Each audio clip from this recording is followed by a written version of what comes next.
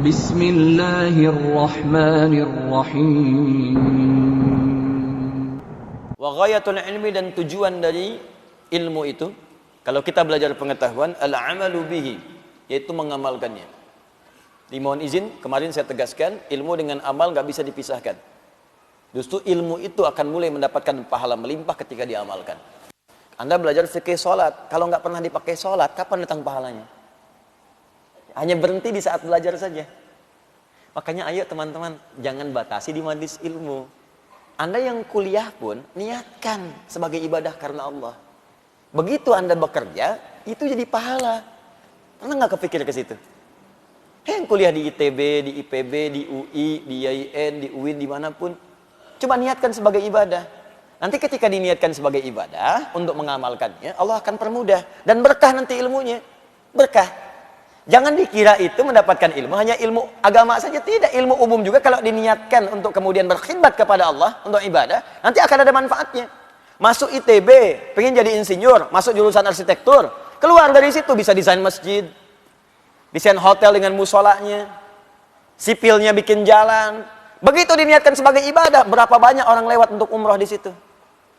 Ini jalan ini aja, berapa banyak orang lewat untuk sholat ke Al-Azhar. Subuh ini aja, berapa banyak lewat situ.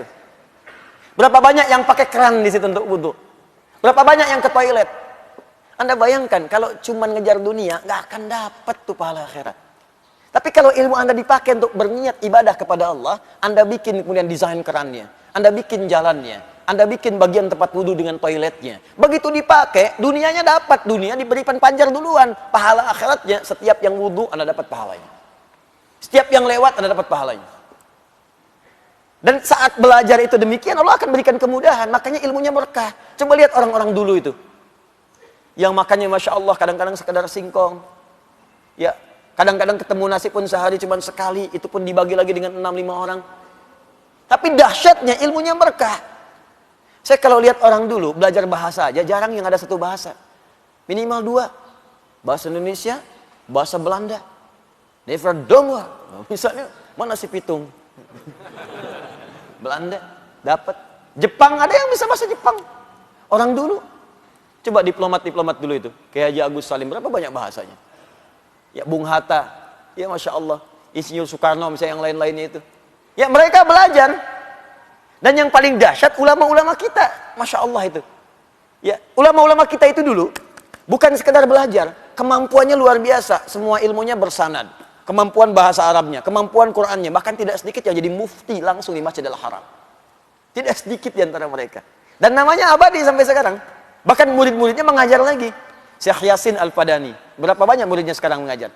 Syekh Ahmad Khatib Al-Minangkabawi, berapa banyak muridnya punya manfaat sekarang? Jadi saya sarankan kalau kita mau belajar, dimanapun itu, termasuk Anda yang sekolah di kampus-kampus umum, ayo bikin konsep untuk ibadah. Dengan ilmu ini, saya akan berkhidmat. Ingat pesan saya, kalau Anda kejar akhirat, dunia akan ikut. Tapi kalau Anda kejar dunia, akhirat akan meninggalkan Anda. Kita kesini untuk ibadah. Sholat, taklim. Dunia ikut.